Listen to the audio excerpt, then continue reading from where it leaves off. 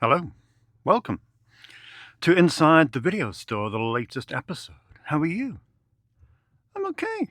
I'm okay. Wednesday it is. Wednesday it is. Friday where you are. Quite possibly Saturday. Could be any day, quite frankly. Thank you for joining me. What's new at Snips? Well, I'm going to sound like a broken record. I'm going to sound like I'm making it up, but genuinely, the past week was the busiest week ever. It was quite frankly insane. Seriously, for revenue, it was my best week for rental in over a decade. And on Saturday alone, I rented more films in a single day than any day in the last 15 years, which is just crazy. I mean, we're well into three figures, well over 100 movies in one day, which is just crazy. It is absolutely crazy. Like I say, I told a few people this over the years, but back around about COVID time, looking at 2020, just prior to 2020, 2019, 2020, we're kind of having a repetitious conversation with my dad, whereby he was saying, well, it's nice to have all these films, but we can't really justify giving the space, to that many. We could do it maybe reducing some, because it's just not justifying. The revenue that's coming in isn't justifying the space.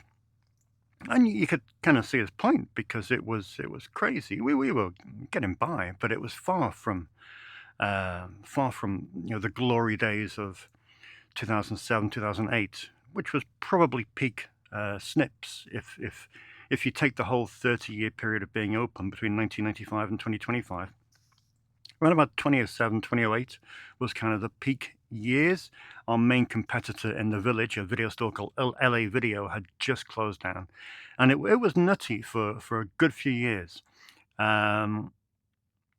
But yeah, around about 2019, 2020, Netflix was really flexing. And yeah, we've got other things. We've got fingers in other pies, irons in other fires. So, the shop was always going to stay, but, it became hard to justify the sheer volume of films. And when you look back at that, 5, 6 years ago to where we are now, it is absolutely crazy. The resurgence in demand and the growth in the number of customers is absolutely fantastic. So, I may be a small part of that, but predominantly it's you. So thank you very much for going out your way to come to a movie rental store to rent a DVD or Blu-ray or 4K UHD. You're doing something that nobody else in the country can do. And it's quite remarkable, the fact that you can come to a movie rental store 9 hours a day, 6 days a week, and choose from 19,000 films is something that nobody else in the country can do. So thank you for using that opportunity, and thank you for patronizing this store, because it is a remarkable resurgence. It may all end, it may all crash and burn in the next couple of weeks. Who knows? You got to be realistic. But at the moment, it is just absolutely remarkable. Saturday was a day. It was 9 hours from 10 a.m., where I think we had Neil camped outside, to 7 p.m. It was just absolutely wild, and it was probably one of the best days I've worked in the last 22 years, because it was just so enjoyable. You go back to years gone by, you go back to the peak that I mentioned before, and it was very much a transactional type of business. People would come in that weren't really film fans. It was just something that you would do. You would pop into the video store on the way home from work. You would pick up a Jason Statham film. You'd hand over your £2.50 and off you pop. But now it's a different type of customer, different type of clientele. People who are just obsessed with films, and they want to talk, and that's so nice to talk to people about films for 9 hours a day. It is truly, truly fantastic. Very, very fortunate. As I always say, one day I will have to get a proper job, but thankfully, not just yet. So that's brilliant. So brilliant news. Just wanted to share that with you.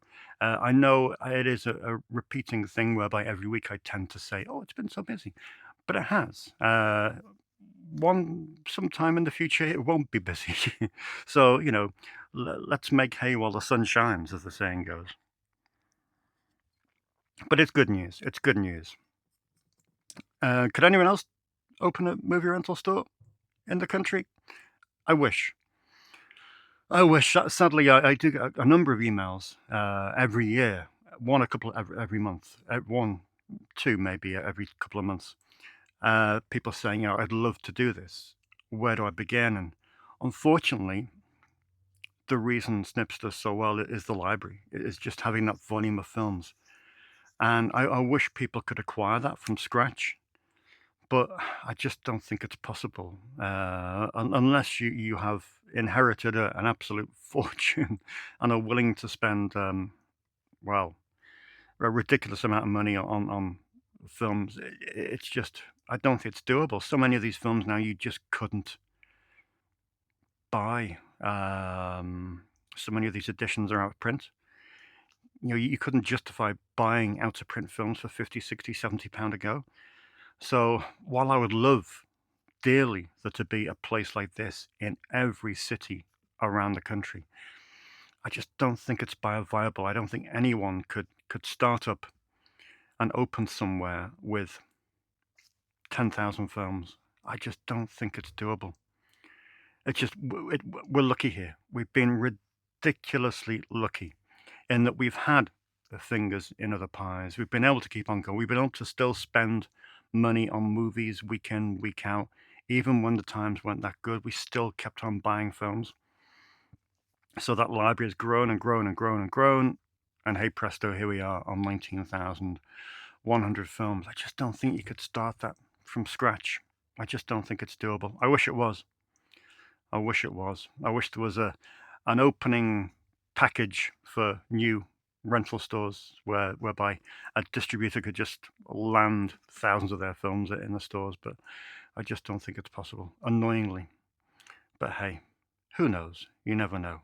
A lucky benefactor may think, I want to do the same, and they may open. So who knows? Who knows?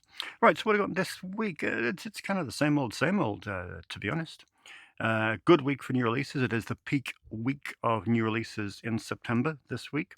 I've got an eclectic mix of what's been rented out, and what's in the box is I'm not going to mention that just yet because I think you might turn off.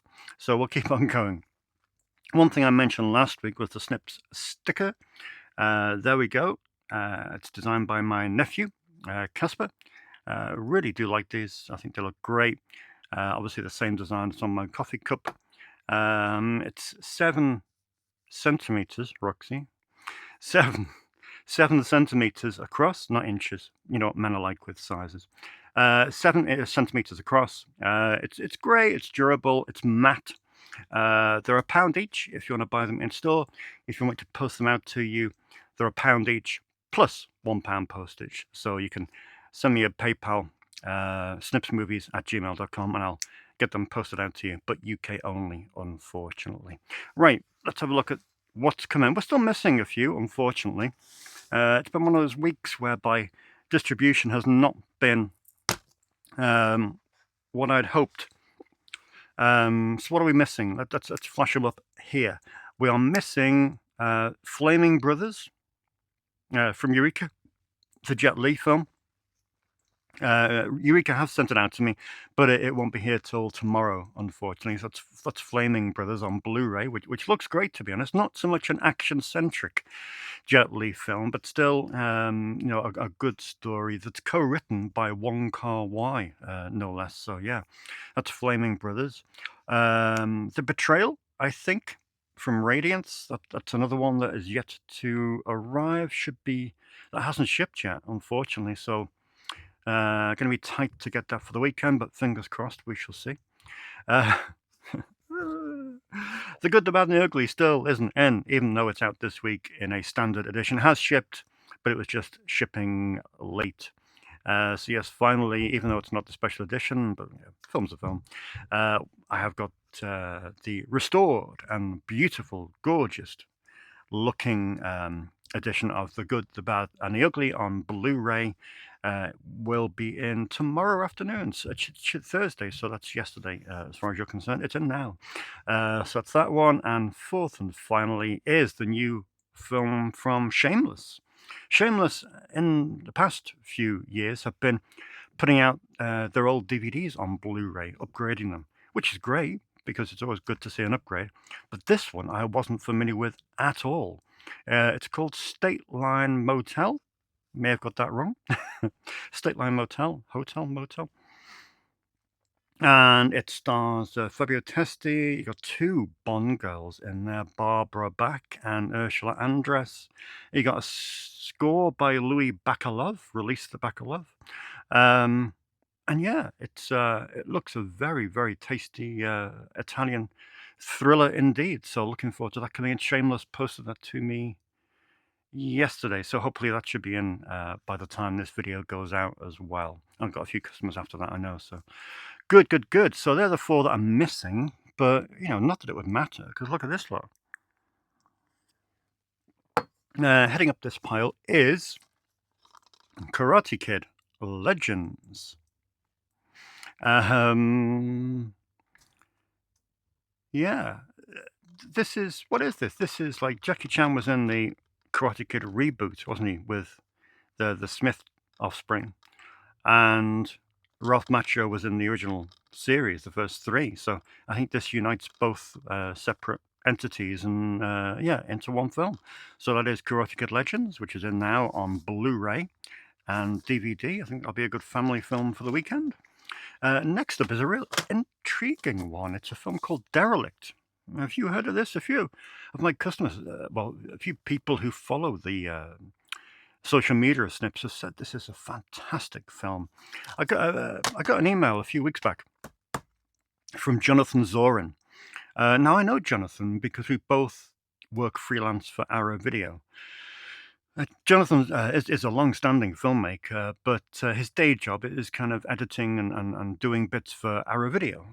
If, for example, you rent Martin Scorsese's Wolf of Wall Street, the Blu-ray of that, it's got a really cool documentary on there called Planet Hollywolf, which I did myself and Matty Budrewicz. So when you get the email to come in from Arrow, and I said, Dave, would you fancy contributing to the Martin Scorsese film? And you're like, well, what could we possibly add to a Martin Scorsese film? But of course, for Wolf of Wall Street was about Jordan Belfort. Jordan Belfort being the Wolf. Belfort, of course, if you don't know, I'm sure you do, had a side hustle as a low-budget filmmaker. Indeed, in 97, 98, Jordan Belfort produced 8 low-budget straight-to-video films, 2 of which were by our old friend, David Dakota. So, of course, who better to add a special feature onto a Martin Scorsese film than the 2 David Dakota acolytes. So, yeah, we did a wonderful video essay all about Jordan Belfort's films. The 2 that David Dakota produced, the 2 that David Dakota directed for Belfort were Skeletons, which is arguably David Dakota's best film, and also Prey of the Jaguar, which is just absolutely fantastic, Maxwell Caulfield. If you want to check out any of the other Belfort-produced films, I can't recommend Santa with Muscles, with Hulk Hogan, the late Hulk Hogan. I can't really recommend The Secret Agent Club either, with the late Hulk Hogan. I can recommend Blood Money, which I'm really quite fond of. I thought the director, John, I've forgotten his name. He sent me the Blu-ray as well. John, let's pull it up. Oh, here we are. John Shepard. John Shepard sent me this Blu-ray. It was for Cast and Crew only, and he sent me that, which is gorgeous. So yeah, that was one of the better ones that Belfort produced.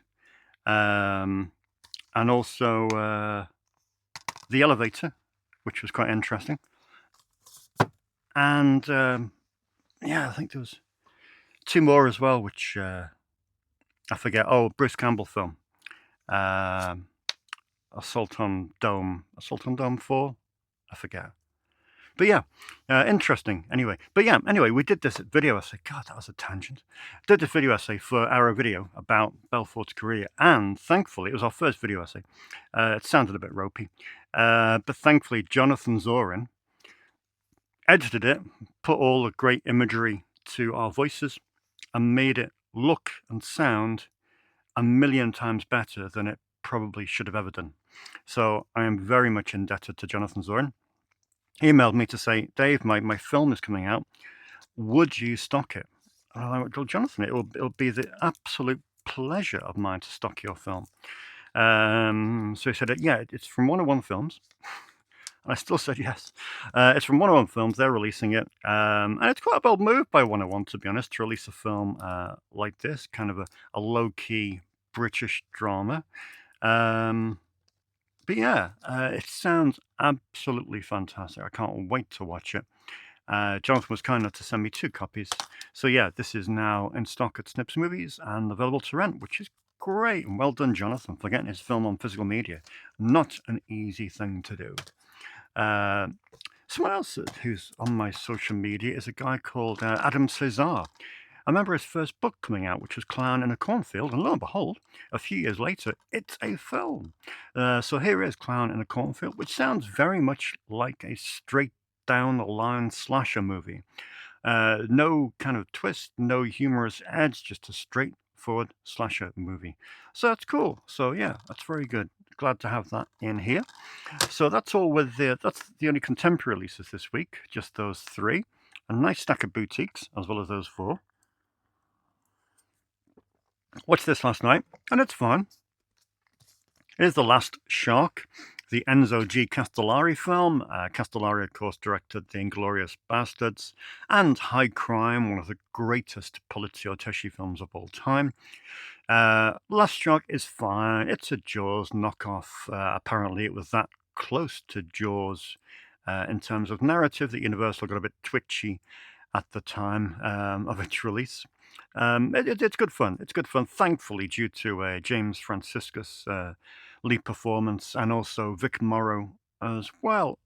Yeah, it's entertaining, but like I said, once you've seen one Jaws knockoff, you're seeing the more. But with Castellari at the helm, at least it's coherent. You know, it's not a Bruno Mattei film in any capacity. But yeah, it's not bad at all. So that's The Last Shark. Next up in the boutiques is The Night of Death. Nucleus, of course, the company run by Mark Morris and Jake West, been quite quiet recently, but they've been working on the Mancunian Man, the Cliff Twomlow box set. They've been curating that for Severin, so hence why things have been quiet at Nucleus House. This is number 13 in the European Cult Cinema Collection, a very nice set of movies. This is a Gallic horror, French, 1980.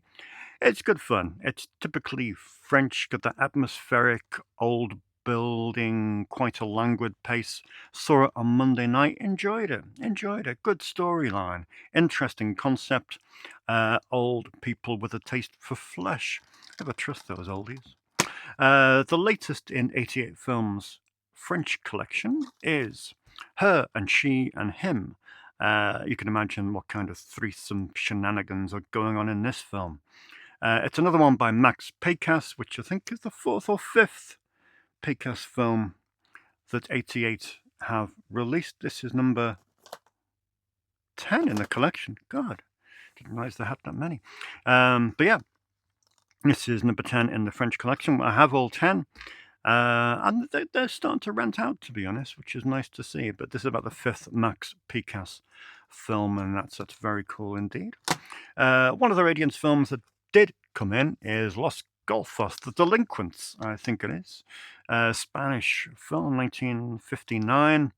A bit of a documentary style to it, but Radiance, as ever, are great curators of classic European cinema, and this is another one of theirs. Lucky McKee, I do like Lucky McKee. May is just, you French kiss, chef's kiss. That's brilliant. The Woods kind of died a death when it came out. It did all right, but it didn't hit the same heights as May. Maybe it should do. Bruce Campbell's in this. Agnes Brooker is in this. Patricia Clarkson is in this. 2006, I think it comes from. Kind of folky, horror, brooding sort of thing. I quite liked it when it came out, but like I say, it didn't really do the business. But now Arrow brought out this special edition with, looks like a bit of help from Lucky McKee as well, which is great.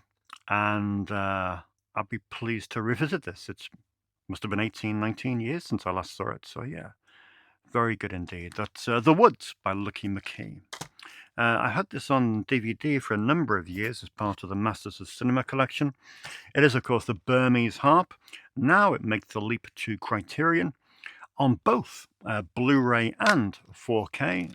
Surely one of the most important films of the last 70 years. It's a film by Kon Ichikawa.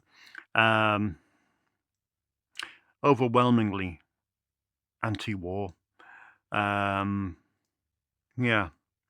an important piece of cinema from 1956. That's the Burmese Harp, now in the Criterion collection. Finally, we'll finish off with a couple of box sets that look just phenomenal. Masters of Cinema are continuing to mine the DEFA archives. If you don't know, DEFA was the first film studio that began operating in post-war Germany. And they were authorized to produce films in the Soviet occupation zone. It was overseen by the Soviet military administration, and their aim was kind of to assist in the denazification of Germany. So they made a handful of very, very anti-fascist themed films. We kind of need anti-fascist things now, in all honesty, with the amount of... Anyway, let's not get political, David, especially with that guy in the country right now. So here we have 5, and it's an interesting blend. There's thrillers, there's police procedural, there's a courtroom drama. But yeah, 5 films from this DEFA era period of East Germany. Interesting looking, very, very interesting. It's all date from 1945 to 1948. And it's called Rack and Ruin, the Rubble Film at DEFA. So yeah, come and cherry pick these films because they look absolutely, historically important. So yeah, brilliant. Let's hop across the border to France as we embrace the 4th volume of Radiance's World Noir series. Again, these books that still really haven't taken off in the way I might have hoped. But who cares? You know, that they'll be here in perpetuity. So when they rent, they rent. This time we have a threesome of French noir. These all date between 1955 and 1962. Gorgeous artwork to these. The 3 films we have are Paris Pickup. We have Back to the Wall. And we have Chinouf with Jean Gabin, which is wonderful. One of the great French actors. So yeah, World Noir, Volume 4. To join the other 3 volumes just up there. And they all look so good. They all look so good, honestly. So pleased to have these films here. So yeah, that is this week's new releases. What a great week. What a great week. I've kind of been planning. I tend to work about 6 weeks in advance in terms of releases, just to know budget spend, things like that, boring stuff, money, etc., etc. And it's quite interesting to see that the next 3 weeks are relatively contained. So you're talking 22nd of September, 29th of September, 5th of October. they're kind of okay in terms of releases. But then, holy moly, we have 3 consecutive weeks in October that are just redonkulous, absolutely nutty. Wow, I have never seen 3 consecutive weeks with such bountiful physical media releases. It will be a challenge to keep on top of everything in October, but I shall try my best because, yeah, just a gorgeous triple header of new releases. So that's all to come. But I think the next 3 weeks will be quite sedate, which is good because we can squirrel away a few quid to spend some big money in late October. Very exciting indeed. Very exciting indeed. Right, for this week's well, let's just check we're recording, which is always a good thing. I know some. God, we 25 minutes in already. That's outrageous. David, shut your mouth. For this week's On Loan, I thought we'd do something a little bit different. Saturday was nutty, as I've said, so I thought I'd take the eight most interesting rentals from Saturday. As you know, well over 100 films went out on Saturday, so I picked out the 8 that I thought, choices. First up, Walker. I don't keep records of what rents out. Most people when they hear that go, oh. But the reason I don't keep record, we used to every film that rented out here, we had a master list and we checked it off. Like, it was a printed master list. I'll tell you what used to happen. God, I'm going on. Sorry, this is going to be an hour and 20 minutes. What used to happen back in the day, we had a master list written out on paper, handwritten on paper, of every film that came in. Because every film used to have a little sticker. Because all the product was behind the counter. So you'd bring the box up to the counter and it'd have like, I don't know, 1, 2, 3, 4 product number. And then you'd find 1, 2, 3, 4 on the shelf. And there you go. So at the end of every day, my dad would go home with obviously a list of every film that rented. And over the kitchen table, over tea, or dinner, as people might say, my dad would read off every film that went out, like 1743, 1812, 1642, Forrest Gump, 1001, Speed. See, this is all coming back. I know these numbers. And my mum would check them off by hand. 1, 2, 3, 4, stroke. 1, 2, 3, 4, stroke. And so we'd know which film was renting out. Anyway, I digress. Now, of course, I don't do that because I think that is unfair.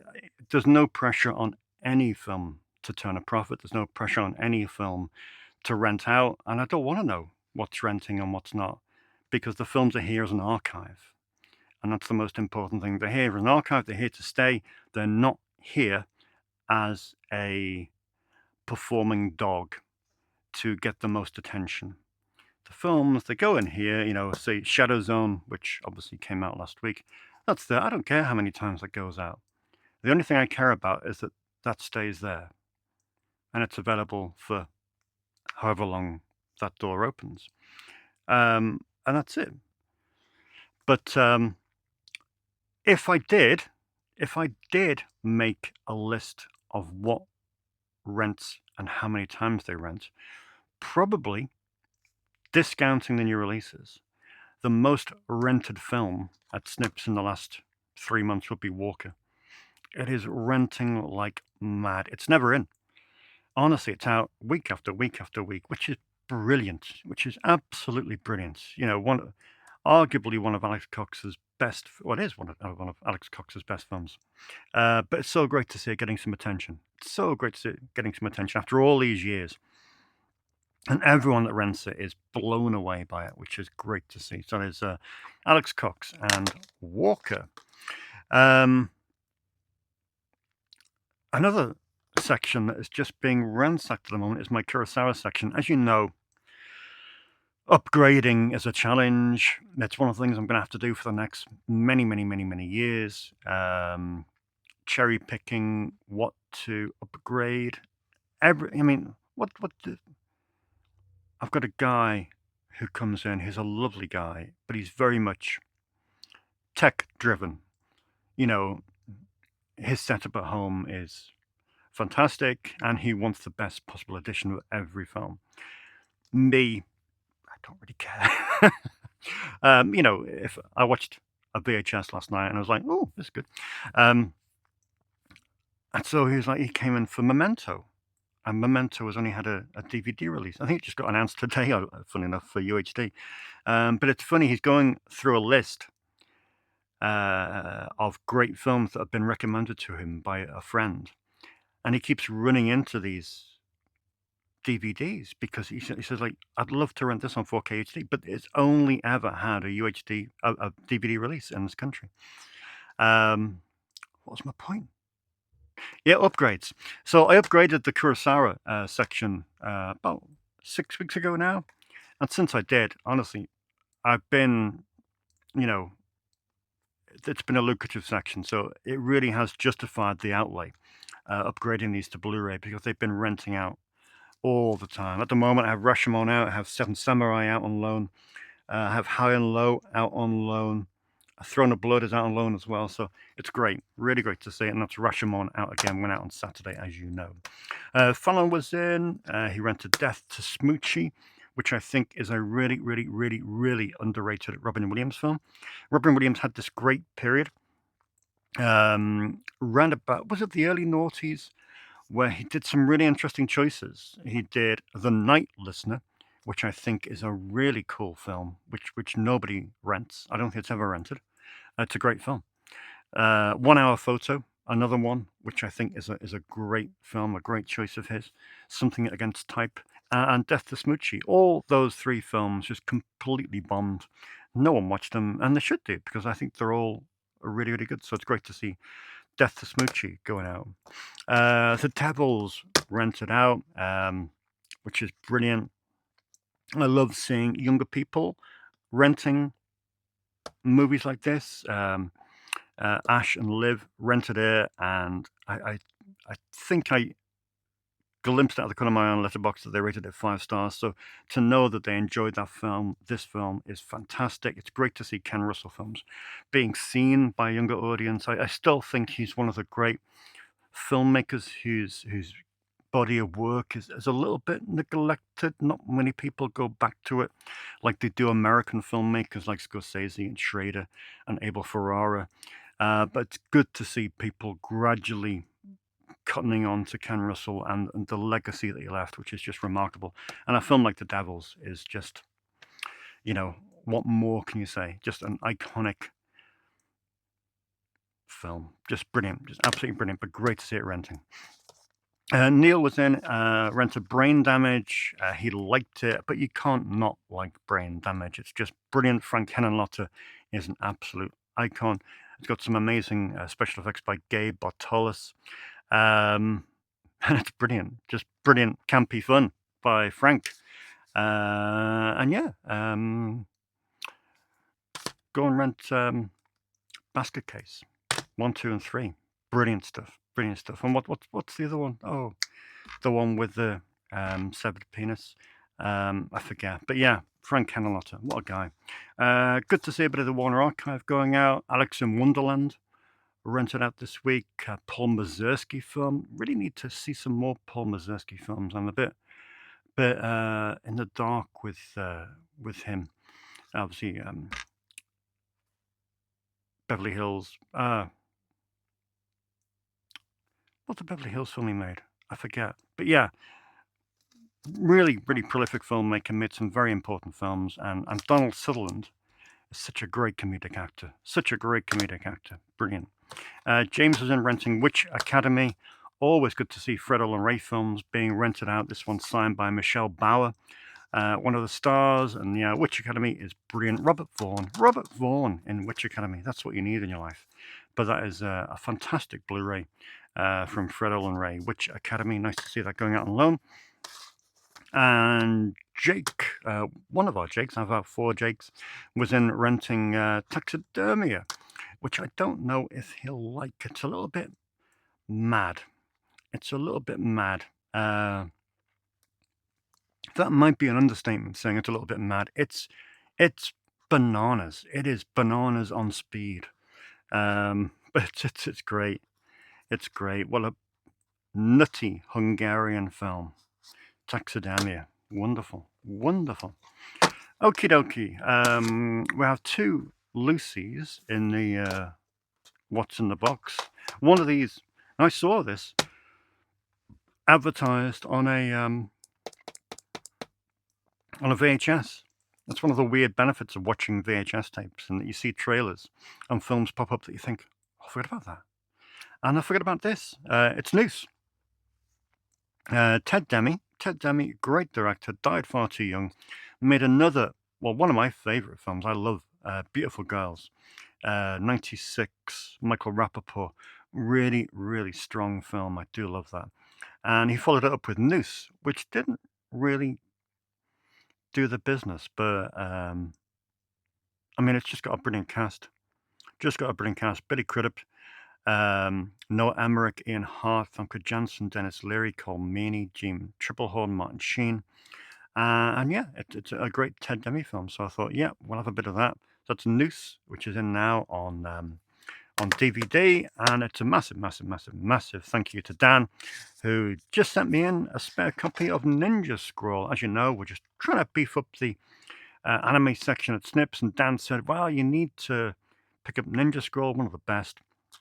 I have a spare, and there it is. So thank you, Dan. Thank you for the note. And yeah, a great addition to my growing but nicely curated anime section at Snips, which is fantastic. Thank you very much for that. Some great. Someone else donated a couple of films the other day, and I forget what they were, but they were great. They were like, it was John. It was John. He donated the El Duce tapes from Arrow Video. I mean, wow, brilliant. And he also donated Ninja Assassin Blu-ray, which is a great upgrade to my DVD, which is cool. As you can see, I've been buying tapes. Taken over. And I've kind of been thinking to myself about these tapes. Problem is, you can see how they're stored here. You can see how they're stored kind of flat, which is fine. And I thought, well, maybe I should see if I wanted to bookend them. I'd have to rebuild these two fixtures, which I don't really want to do. It's kind of like a pretty pointless exercise.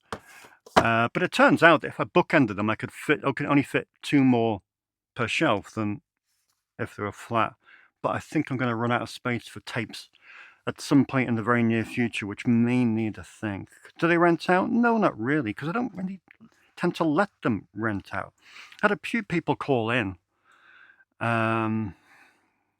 is a little bit weird. I've got 19,000 films on gorgeous Blu-ray, UHD, etc., etc. I had a couple of people call in just to look at the tapes, which I find a bit weird. Why don't you look at everything else? So yeah, it bothers me a little bit, that, because don't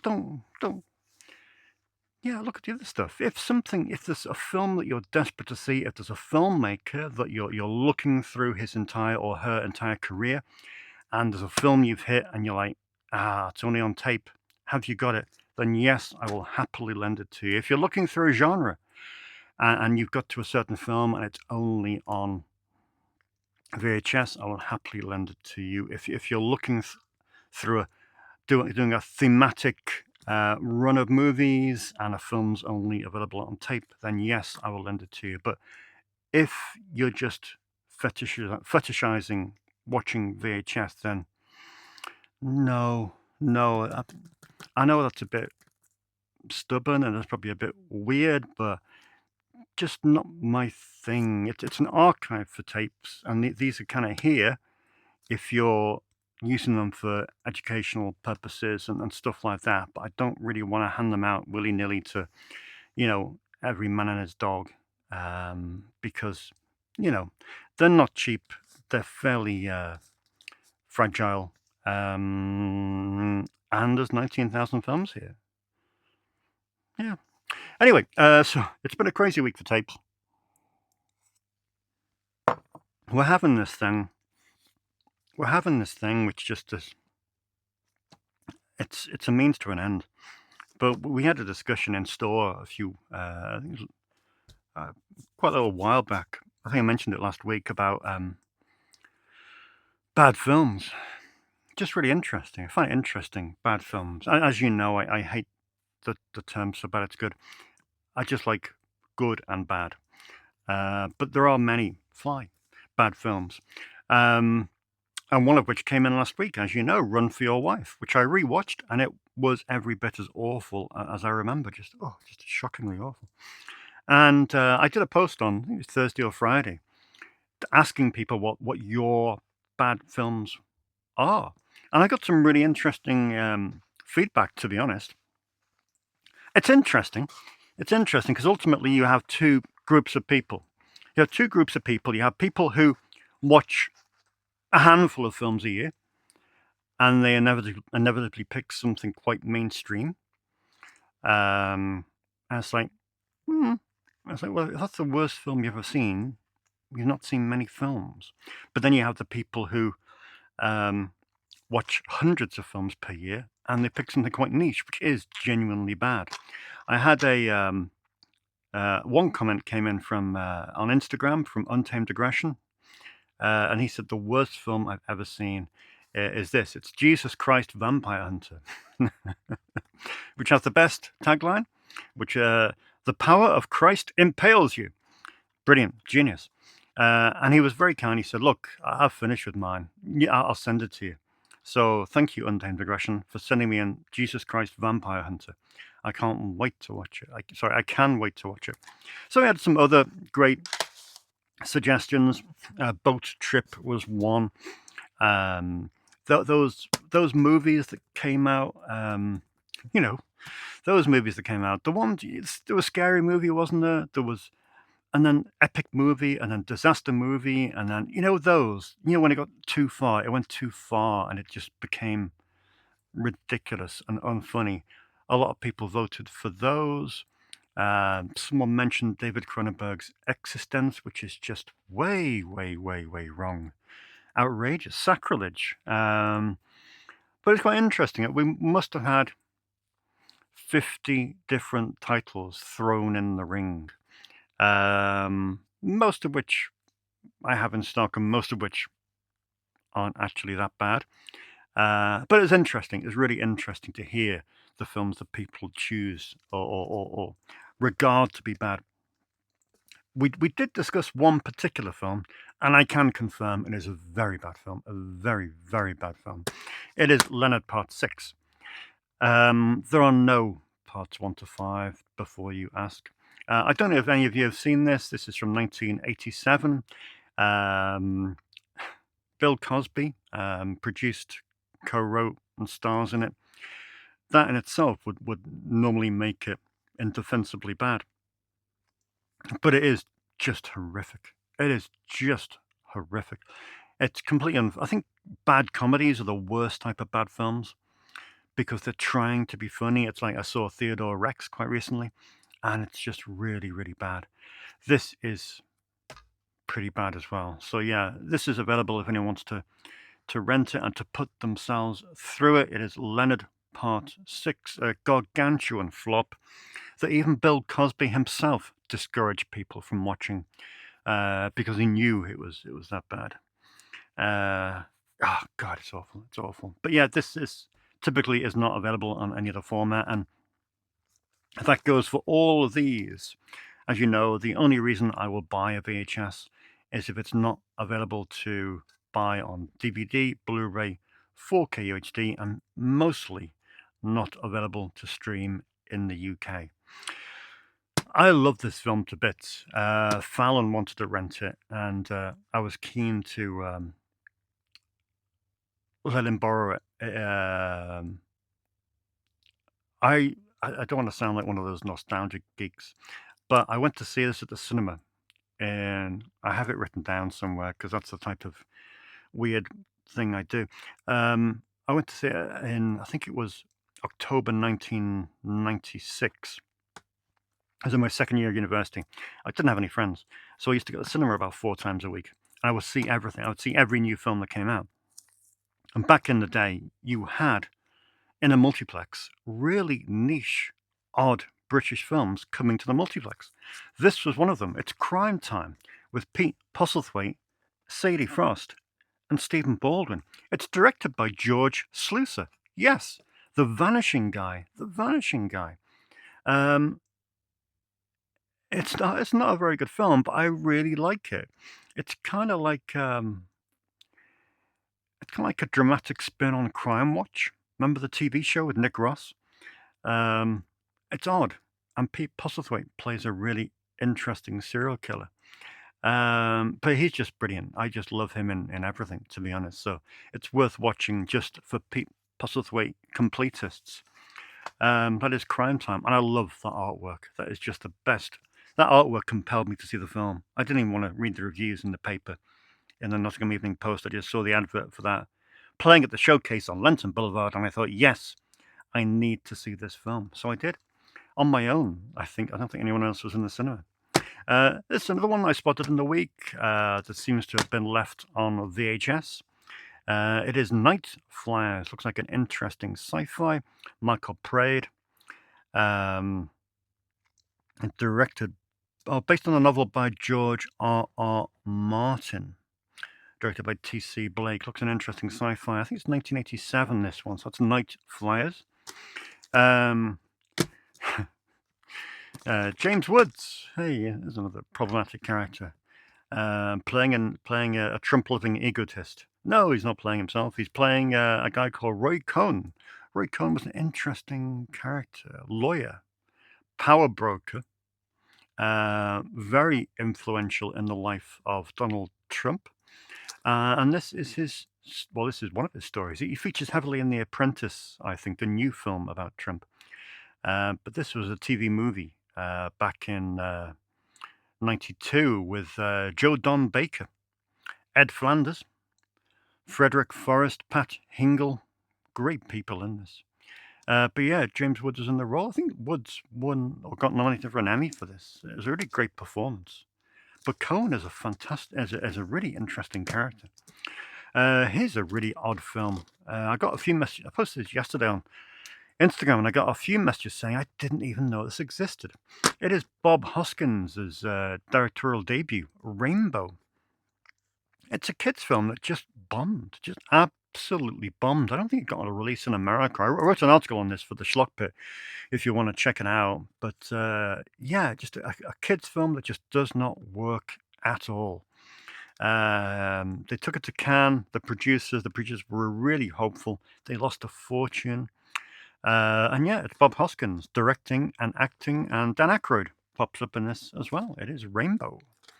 This sounds like a really interesting entry. I'm listening to the new Pure Cinema podcast, which they did a run of film picks from the 50s, 60s, 70s, 80s, and 90s. And I think Brian referred to the Genius movie. You know, you had Real Genius, you had War Games, things like that. The Genius movie was a trend in the 80s, wasn't it, really, where there was always a boy genius. And this really seems like part of that crew, albeit something that seems to have vanished into obscurity. It's a film called Terminal Entry, about 3 teenage computer geniuses. Sounds really interesting. Who's in it? Yaphet Kotto is in it.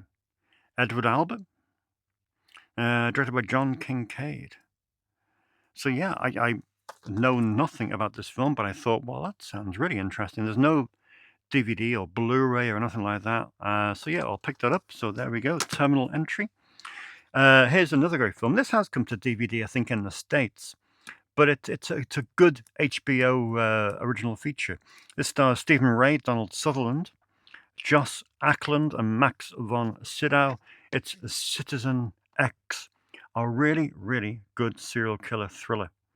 52 victims, outrageous. Good story, interesting. So yeah, that is Citizen X. And finally in the tapes this week, We have, like I said, I'm a big TV movie nerd because TV movies are so forgotten about, really. You know, when you think back in the day, back in the 90s, where TV movies were at their peak, you had Showtime, you had HBO, you had cable stations like the USA Network in America, and all the mainstream networks as well, CBS, ABC, and they were all commissioning original features. They were all commissioning original features, one a week, one a fortnight. Original movies, $2, $3, $4 million budgets, and they're all airing on TV, but so few ever made it. They made it into video stores, but they never made the leap to DVD and Blu-ray. Some of them have, but a fraction, 1%, 2%. And I just dread the idea that some of these films are going to disappear. Anyway, this is a film directed by Ivan Passer. It stars Mark Harmon, Mimi Rogers, and one for Fallon, Emma Walsh. It is a gripping thriller called Basic Deception. False identity, double lives, passion, and murder. What more do you want? What more do you want? So that's that this week's tapes. And then finally, in What's in the Box, I'm going to whip through these quickly because I think you'll be ashamed. I think you may switch off. I think you may just, well, yeah.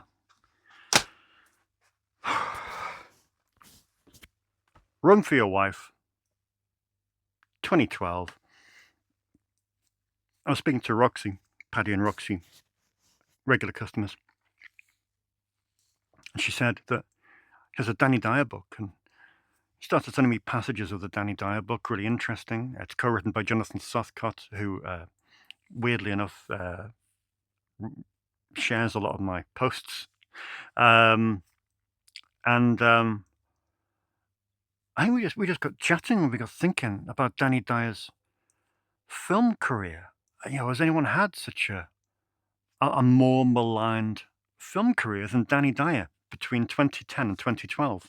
In those 2-3 year period, 10, 11, 12, he made a huge amount of films, probably 14, 16 films, predominantly as the lead, and nearly all of them score below 4 on IMDb. I mean, and they're pretty much on the cusp of going out of print. So I thought, but do they deserve that, or has he been set up? Was he just a despised figure by critics? Were the films that bad? And I thought, well, there's only one way to find out. You're gonna have to buy them. So I went on a Danny Dyer shopping spree, something I never ever thought I would do. Back in the day, these were films I actively avoided having in the store to rent. I wouldn't even buy these first time round. But here I am, picking them up today to kind of do a Danny Dyer retrospective. Yeah, and maybe something I regret. It may be something I regret. I don't know if any of these will be any good, or whether I'll see these and think, no, he's just a really, really bad actor and made really bad choices for really bad filmmakers in really bad films. I'm intrigued. I don't know how it will go, but I think I will go through a few of these in the next few weeks, which is probably a silly thing to do, as I've got a box set for Arrow Video to do, where we're doing 2 commentaries and 2 video essays. A very exciting box set. And we have some work for 88 Films as well, which is all going to be done in the next 6 weeks. And I really shouldn't be watching Danny Dyer movies in my spare time, but I'm kind of curious. So this is what we have. We have The Altogether, where he stars with Martin Freeman. We have Bloodshot. Most of these seem like horror films with a touch of gangland violence. We have Just for the Record, which apparently is the worst one of the bunch, according to our friends at IMDb. So that's allegedly the worst one, Just for the Record. We have Dead Cert, which seems to be a vampire-style film. We have The Last 7. Most of these seem to star Craig Fairbrass or Tamer Hassan. So yeah, that's the last 7. We have Devil's Playground, the best zombie movie of the year, says GZ Magazine. Okay. We have Free Runner with Tamer Hassan. We have City Rats with Tamer Hassan. We have Dead Man Running with Tamer Hassan. You can see a theme. Basement without Tamer Hassan, but with Danny Dyer. Interesting. And finally, we have Deviation to finish the lot off. Danny Dyer, as you've never seen him before. Take a wrong turn into terror. So yeah, I'm just curious. Like I say, these were given away. Pretty much, I was paying around about £1.80 per film, and I'm happy to spend £1.80 on a folly. So I'm curious. Curiosity killed the cat, or killed the video store owner. I don't know. We'll see how we do. I might get through 2 and then think, no, I have more important films to watch. I don't know. We shall see. Right, let's finish up with some comments. You've been incredibly chatty online this week. Thank you very much.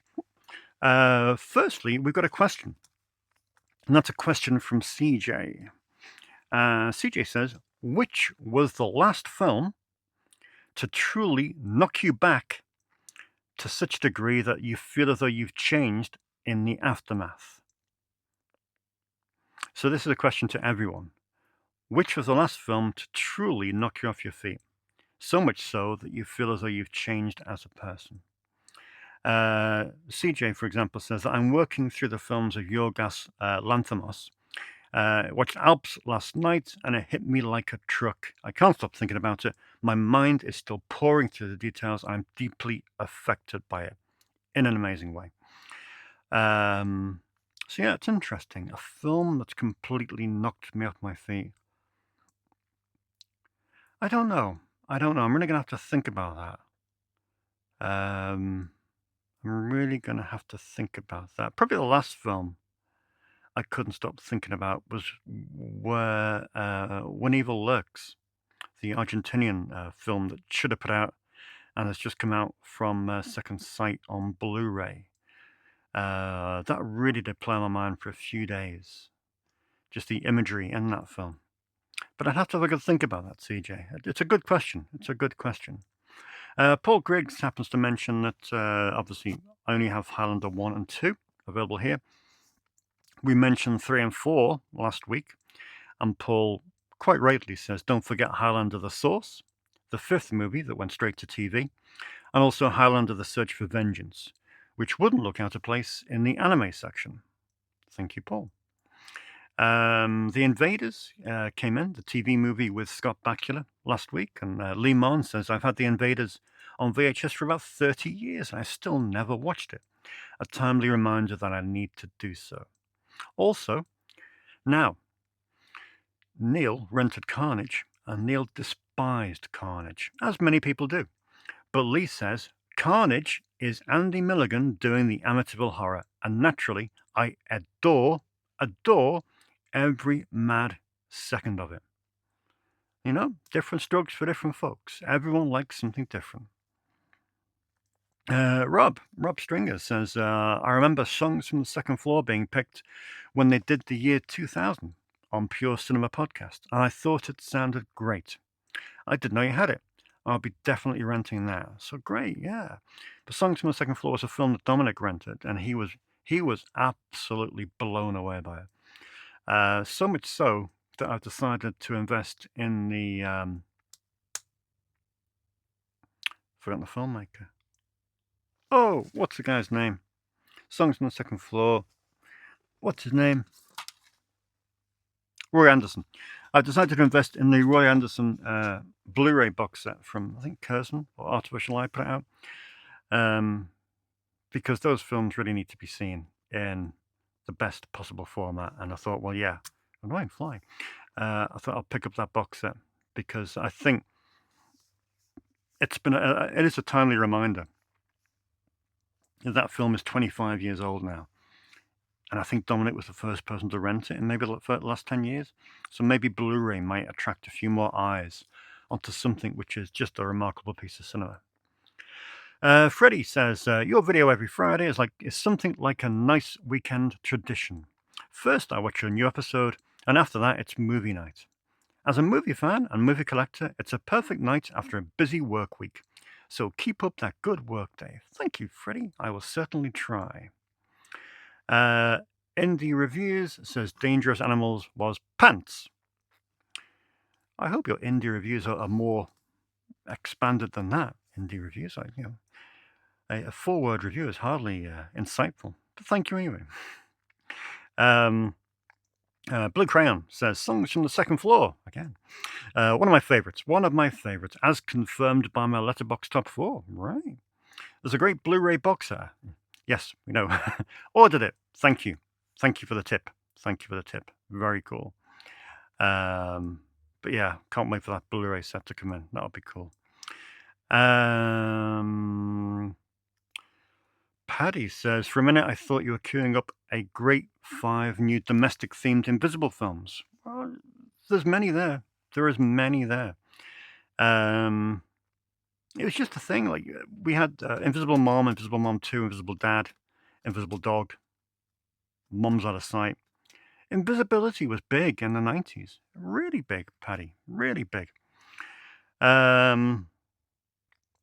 Curtain Fall says, to help flesh out your Japanese anime section, an important and must-have film is Grave of the Fireflies. Yes, it's in my Studio Ghibli film, just on the far side there. And a very fun anime series is FLCL 2000. Right, okay, that's noted.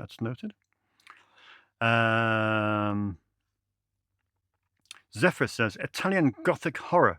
Now, there's a niche genre, if ever I heard of one. But you'd be surprised, Gothic horror takes up quite a number of box sets in the back there. It's amazing how many Gothic horrors is a niche, yes, but it's a really popular niche. So much so, it's almost not a niche anymore. It's almost a mainstream thing. Crazy. Jonah Fish says, I may be crazy, but if I still had a local video store and the owner said, this is the worst movie I ever saw, I'd probably rent it. I would be really curious to check out. Well, unfortunately, Jonah Fish, Run for Your Wife is currently on loan. It'll be back. Should be back by now. And I'll be intrigued to see if anyone dares to rent it again. I think I might put it in a really prominent place as well, just to attract people's gaze. Rocker Reagan says, this may sound odd. You wouldn't be the first. But I wish I could know the smell of this place. Rocco. It's the scent of moist top lips and feverish expectation. The quivering aroma of barely containable hysteria. The odor of desire, of elation, of joy. All blended with the fruity, yet agreeable bouquet of the owner. Hopefully that helps. CJ again, anime recommendations, Sword of the Stranger, and also Children of the Sea. 2 good recommendations, CJ. They're both on my wish list now. Hopefully when we have a few quiet weeks, probably as Christmas nears, I will pick those up in due course. Good recommendations. Thank you. Roxy is outraged with the Macamee Star product placement with Starbucks. Sorry, we're back to the corporate, small business logo this week. Also, who is Ken? And is he lying in a puddle in the alley behind the co-op? No, Ken is a long story. We won't go into Ken. Also, this video claims the new snip stickers are 7 inches. Yes, I know. As I said before, men and sizes do not equate. And that's it. That is it. Superb. Thank you very much for commenting. Please keep on commenting with any recommendations, any thoughts, any criticism. Any thoughts? Any ideas? Any questions? You're always welcome to ask. I'm an open book. And that's it. I think we've probably overrun, have we? Sorry about that. I did chatty Dave today. See, I've had 3 cappuccinos this afternoon, and I've kind of got coffee brain right now, so I'm just gonna go home and crash. But hey, such is life. I hope it wasn't too boring. I hope I didn't waffle on too much. If I did, you have a fast forward. And thank you for watching. Next week will be a far more sedate week, I do believe, unless I go absolutely mad on some other weird obsession. I do have the new Vinegar Syndrome shipment coming in on Monday, so that will be exciting to go through on next week's show. And a more sedate week of new releases, which will hopefully make for a slimmer running time, but certainly not a slimmer day, but maybe one day. Thank you very much for watching, and as usual, I will see you in 7 days' time.